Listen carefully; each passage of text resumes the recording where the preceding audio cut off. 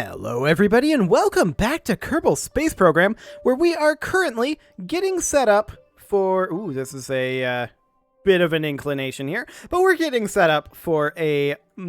well, I was going to say a mining operation here, but we're really just getting the station set up for right now. The mining operation will come later, and it will be a different system than what we had on the moon. I can tell you that for right...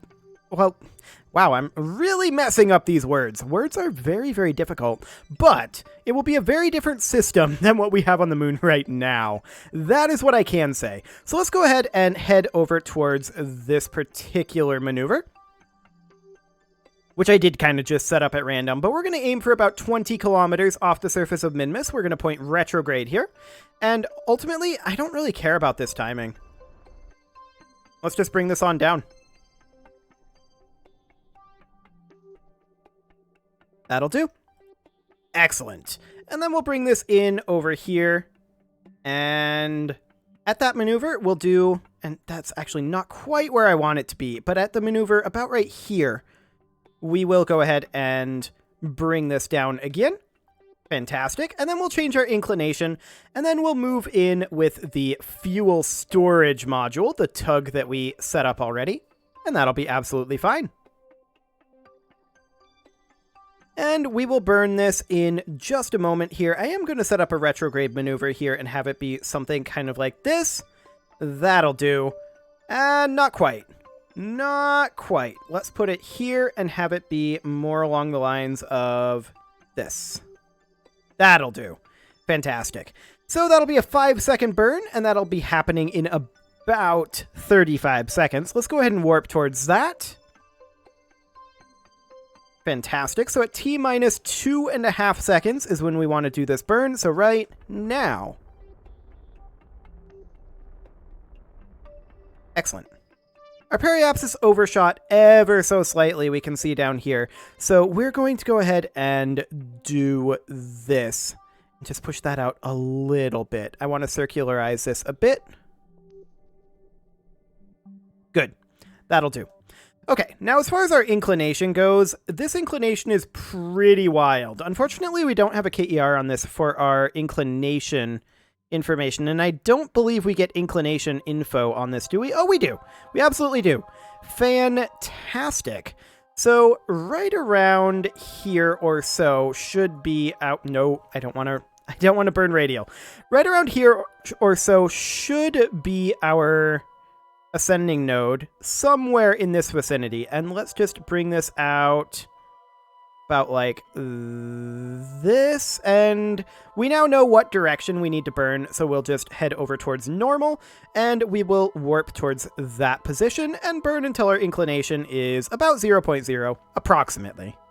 And this will change our actual orbit, so we'll alter that in a moment as well. That'll be fine, and I'm going to go ahead and stop this warp right about here. And let's go ahead and burn. Bring that inclination right on down. Okay, that's about the best we can do for right now. So let's go ahead and warp over to about here. And we will burn normal over here. We just need to get back over towards this section.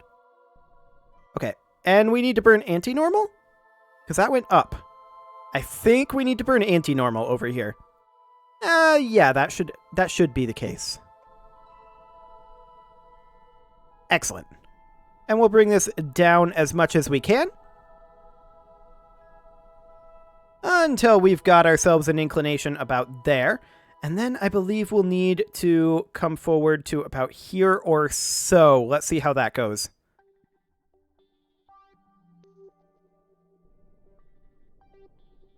Okay, we can see our longitude of ascending node over here, and I'm just going to flip us over to normal right now. I want to check to see if we just need to change this a bit. Okay, so we can see there that our longitude of ascending node is right where we are. So I'm actually going to warp towards the apoapsis over here and see about changing it from there. I do want our inclination to be at about 0 here. And we need to burn anti-normal. And that's okay. That is definitely something that we are comfortable with doing. And we'll just switch around to that and burn like so. Perfect. Inclination of 0.0 degrees. Now we can see that our apoapsis has come up a little bit, and our periapsis is about where we want it. So let's go ahead and do something like that, and just bring down our periapsis ever so slightly to about that 20-kilometer position. About like this. Now, we don't have to have it perfect. It will move as we bump and jostle as we get docked up, so that's fine. We'll place it about here, and we're, of course, going to want to be in the retrograde orientation. So we'll go ahead and do that. This is only 0.9 meters per second that we need to burn this, and this is the reason why our final operational mining location will be on Minmus, because such small amounts of delta V required to move around on Minmus. We're going to go ahead and warp towards this periapsis here a bit. I'm using this as our timer more so than the node here, which is slightly off. So we'll just warp forward a little bit until we're at about T-3, and then we'll just bring this up. Ooh, that was a little much, but it's fine. That's good enough. Okay, so now we're going to switch over to the fuel tug. And we will work on getting that into position as well. Okay, so here's our fuel tug / our fuel storage module. And that is going to go ahead and set the, not experiment control station, I want to focus Minmus here, and we're going to set the space station core as our target. Now we can immediately see that our inclination is pretty off, but well, do we want to adjust that now? You know what, let's go ahead and match inclination now at the ascending node here. And no, not that direction. That is not what I want. Out here, I think will be more efficient to change our inclination than when we are inside. So, yeah. 6.4 meters per second to do that. Let's go ahead and head over towards the anti-normal node. I'm going to physics warp as we turn over. There we go, and we'll go ahead and warp towards the current ascending node. Fantastic. Get rid of this wacky inclination that we've got. That'll be nice. And we're going to burn this in a... Actually, should we just burn it now? Let's just burn it now. I think we're close enough. Absolutely. Okay, I overshot slightly there. We're going to flip this back around. Such minute changes that this requires. Okay, so we'll get over to here. And then we are going to just do ever so gentle of a burn here. Oh, good enough. This is good enough. Okay, so we're going to go ahead and see what it would look like if we came in right now. Well, not right now, but in like an hour. Okay, where would we be? On approximately the exact wrong side of the moon, but we'll just move this back over here, and this is not a terrible encounter. This is in about 40 minutes that we would do this burn, and this would be our separation of 5.6 kilometers. We can tune that down. Looks like the lowest that I saw there was around 4.8. 4.7? Yeah. That's fine. We can try a radial. No, that's not helping. We can try a normal or anti-normal. That's really not helping either. So this is about what we're going to get, and I'm okay with this. Let's go ahead and flip over to the retrograde node. This is close enough. And let's go ahead and warp towards that. Fantastic. And we're going to burn this at T-1 second. This isn't the fastest of warps at this point, of course. But it should be fine. Yeah, this is definitely a kind of slow warp. There's no doubt about that one. We're going to go ahead and manually warp at this point towards that T-minus 1 second marker. And let's burn this right about now. Okay. How's that? We've missed a little bit, it looks like. Yeah, we should definitely go around towards the prograde marker here. I'm going to physics warp as we turn. And I'm just going to fine tune that a little bit. That's 5.5 kilometers. You know what? That's close enough. So at our position of closest approach here, let's go ahead and do a retrograde burn, but we're only really using this for timing. What's our relative speed here? Our relative speed is 50.6 meters per second. Okay. So we'll do a retrograde burn of 50.6 meters per second. And this will be pretty close to getting us in the right direction here, but this is actually going to be a target retrograde burn, not an orbit retrograde burn. So right about there. Okay, so we'll switch over to target retrograde, and we will warp to this. Now the target retrograde will change dramatically as we come in here. You can see this is making many orbits as we're slowly falling our way towards this. Okay. So target retrograde here at about T-minus 2.5 seconds. We can see the space station core here about 6 kilometers away. So we'll go ahead and warp forward a little bit towards 2.5 seconds. We can see we're quite a bit high, and that's okay. And let's match our relative speed here. We don't care about this. We just want to match our relative speed.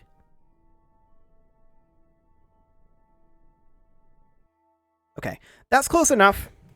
That is definitely close enough to matching our relative speed. It's not perfect, but it'll do. So we're going to head off over this direction.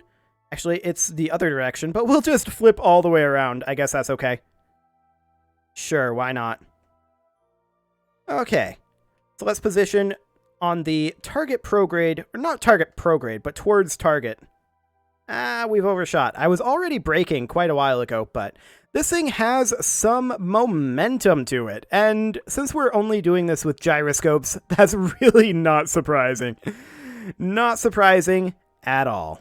So let's bring this in towards the target here, trying to get our prograde marker to be almost identical to the towards target marker here. That's why I'm drifting off the target a little bit, trying to pull that prograde marker over this way. There we go. So what does that intersect look like? Not particularly great, in all honesty.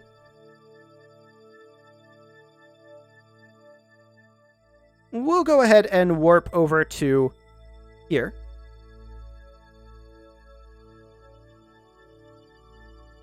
That's 4.6 kilometers. This is saying our closest step is going to be 4.5 kilometers. Okay, fair enough. We'll go ahead and bleed this off, and let's actually take a look here at what this would end up looking like.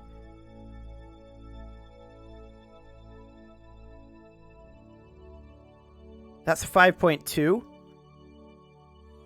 Right. Okay. Let's see about potentially doing a bit of a radial out here. And this would need to be an orbital radial out rather than a target one. I have no idea what this is going to do. This is experimental. We'll find out together. Okay, that doesn't really help. Good to know. Good to know. Okay, so we'll just go to target retrograde. And we'll match speeds with the target.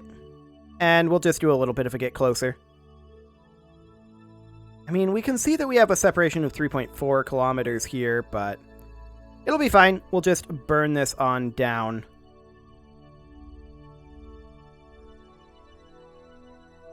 Like that. Okay, now we'll burn towards the target. We are in a pretty dramatically different orbit here. That is true, but we'll just go ahead and burn in here. Okay. 4.3, 4.2, 4.1. This is looking good. Are we going to lose efficiency on this burn? Maybe. Yeah, we're losing efficiency here, but it's still going.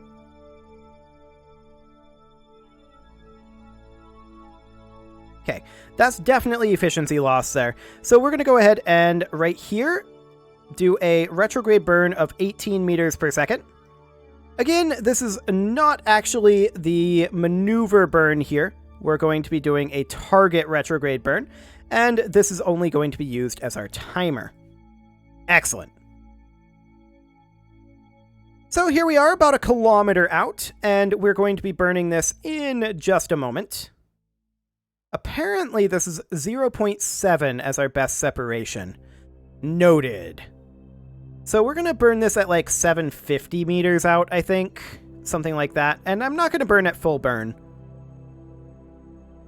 This is, of course, 18 meters per second here. And in fact, we don't need this anymore. Let's just go ahead and start bringing this on down. Stop our relative momentum here. Excellent. There we go. And we'll burn on towards that target. Technically, this is the wrong way again. We're going to head off over this direction. The nav ball never lies. Okay. And now we'll burn towards the target one last time here. And we're going to head in at probably like 3 meters per second here. How's that looking? Oh yeah, 0.1 kilometers. That's looking good. We'll go ahead and warp to here. Excellent. And we'll flip this around to target retrograde. This is looking wonderful. Oh, that's our first rendezvous around Minmus. Sure. Technically, these ships were docked when they entered Minmus orbit, which is awkward, but we'll allow it. There we go. And I think we will maybe take up residence in this docking port. We'll control from here, and we'll go ahead and point towards that. That is, of course, only 50, a little under 50 meters out. There we go. Okay, and we'll switch over to here, and we're going to control from this docking port, set this one as our target, and we are going to head on over like so. Man, that feels very sensitive. Probably because this is a much lighter craft, with I believe a heavier reaction wheel. Is this reaction wheel still running? Yes, it is. Of course it is. It had to be. Okay. So we're going to then position like this, and we're going to burn in at about 0.5 meters per second. And I'm going to adjust this actual heading with our RCS. There we go, to be approximately right on target. Perfect. And in we go. Is this exactly where we want to be? Probably not. But it should, in theory anyway, be close enough. You can see here our angle is a little bit awkward, but docking forces should resolve that. And in fact, we could solve that by changing this as well. That feels very sensitive. Okay. That had just drifted a little bit. I'm going to adjust our actual thrust vectoring here a tiny amount. There we go. Something along the lines of that. And we will see how accurate this ends up being. It should be pretty close, but it won't be exact. I'm going to do one final adjustment here. Okay. Something like that. This should be good enough.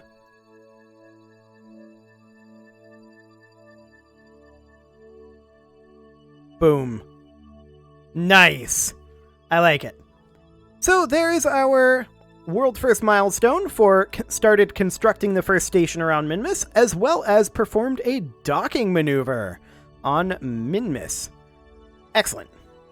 And there are those contracts complete. Our electric charge is kind of plummeting right now. I'm going to go ahead and turn this reaction wheel off. We don't exactly need it right now. Wonderful. And at this point, we are ready to start working on this station properly now. It took a little while to get here, that's for sure. I also want to shut down this engine. That is definitely a thing that I want. I don't really care about where this fuel is, though. In fact, I kind of like having some fuel out here because it seems to add, like, momentum out here, and when this is empty, it seems to, like, waggle around freely. But when it's full, it waggles around much less freely. So that is fantastic. That is now underway, and we're going to have to get started on... Well, I do want to send a science module up there.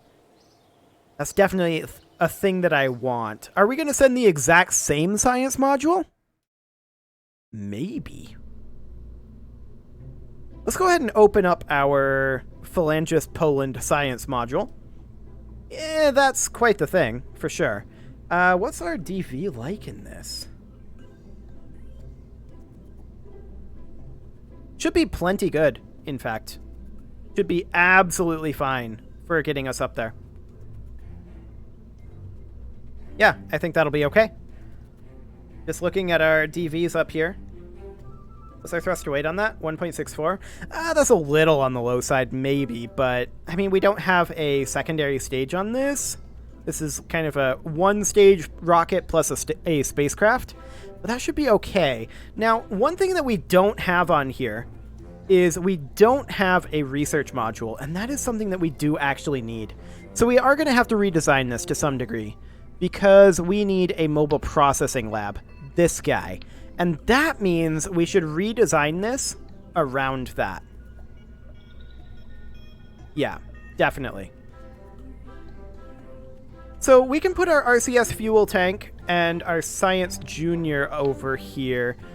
I wouldn't necessarily mind having all the experiments on there, which would mean that we would want to put in some coupling. Okay, let's go ahead and take all of this off, and I'm just going to leave it here for reference. And then we will attach these guys in... Actually, we need to just leave this be. We'll attach that in like that. These guys will go here. We'll leave that the way it is. And then this will connect in like that-ish, but I don't like the position of these RCS blocks, if that's the case. We'll put those in, say, there for some nice reaction control. And then we'll have something along the lines of our relay antenna. This does not need to be quad-coupled. And we'll have that be, say, blocking this ladder. Perfect. And then I would like the infrared telescope and the survey scanner. Even if we can't use the infrared telescope, I want to have it on there just for, like, just for, you know, role-playing purposes. That would be nice to have. We're not going to put it there. I'm just putting it there temporarily. I do need to remember to move that, but we do also need to put in a 2.5 meter service bay. So we'll do something like that. I mean, we could put in a service module, but I don't think this is necessary here. For one thing, it's the wrong size. We do have some power on this, right?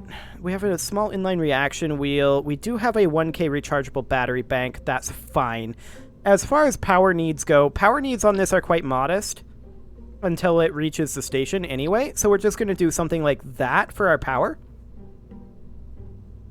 And then we will put in, say, something along the lines of...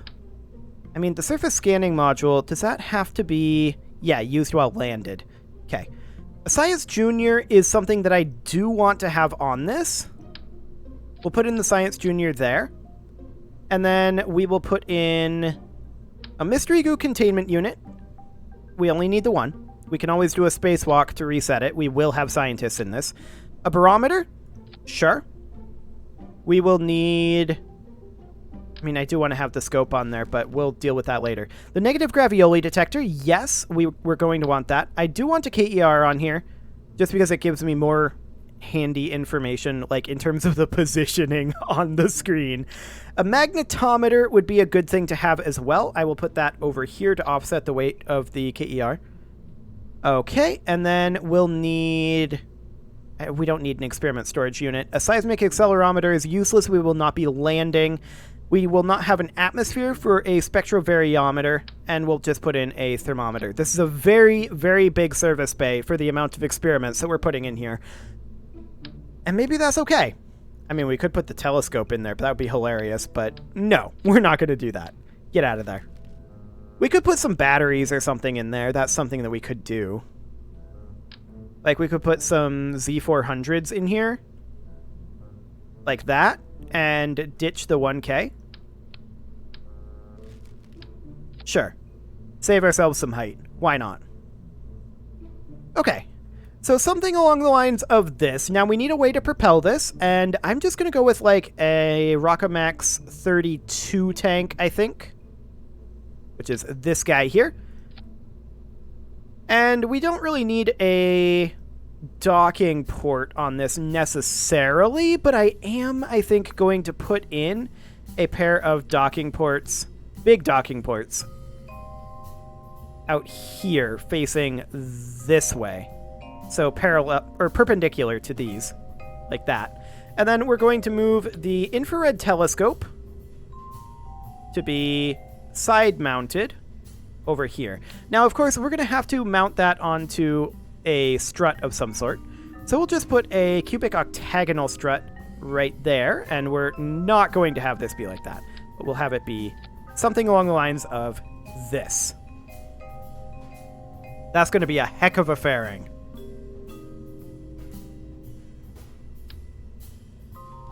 That is going to be one heck of a fairing. Okay, we're going to move the photovoltaic panels down to be here, and in fact, we're going to have them in 2 symmetry. There we go. And then I'm going to go ahead and move this guy as up as we can. In fact, we're going to use the place tool here. And we're going to move it up to here. Now, so that we're not looking at our communications dish, I am going to flip this around like that. We do not need this to be in dual symmetry. I mean, this thing can't even be used here, so that's fine. We'll just place it, I guess, like that. The survey scanner, in theory, should be facing the ground, and this should be facing out along with the telescope. Okay, so that should be, I think, everything that we need in terms of our experiments, right? We've got our docking port up here. We've got our control system. Yeah, let's go ahead and save this. I'm going to head out of here quick. I want to double check if we can get a higher level autopilot. We have a fair amount of science, right? So if we were able to get advanced unmanned tech, which we actually can, we can get some remote guidance units. That is absolutely fantastic. So we can see here, these do have internal antennas, but it's not like we actually care. What they can do, however, is they can maneuver hold and target track. That's fantastic and extremely useful for us. So we're going to go ahead and grab that. And then we're going to come in here, and we are going to replace our existing Octo 2. We're going to replace this with a remote guidance unit of some description. Which one are we going to go for? Are these different sizes in terms of their radius? I believe so. We'll do something along the lines of this. And then that does mean that we should probably put the inline reaction wheel out here and get a bigger inline reaction wheel, right? So we'll go ahead and do a command and control advanced inline stabilizer like that. And honestly, we don't even need this strut anymore. We can ditch this modular girder segment and just put our docking port right there. Yeah, I like it. That's reasonably better. Now, this is still a pretty big jump, but I think it's okay. Now, the question is, where do we put the fairing here? And the answer is, I think we put the fairing here. So we're going to need a pretty beefy fairing on this thing, right? Like, oof. Technically, the game lets us do this, but oof. Oof indeed. Well, I'm not super happy with it, but this is a physics-less part. So maybe we'll pretend it like folds down further or something, but it absolutely doesn't. It sticks out. It's not going to be a problem, to be clear. In terms of the game mechanics, this is not an issue, but probably shouldn't work this way in reality. So that's a thing. That is definitely a thing. It is, however, time to put a cut in here, so I'm going to go ahead and do that. Next episode, maybe I'll redo this fairing, find out, like, maybe move the survey scanner up here, actually? That does work better. And then we'll just delete this fairing, and I'm going to redo it. However, it is time to put a cut in here, so I'm going to go ahead and do that. You can leave your offerings to the engagement gods in the form of likes, comments, subscribes, and bell ringings, and I'll see you all next time, where we'll design the rest of this rocket and realize just how top-heavy this thing is. Oh boy, that's going to be interesting.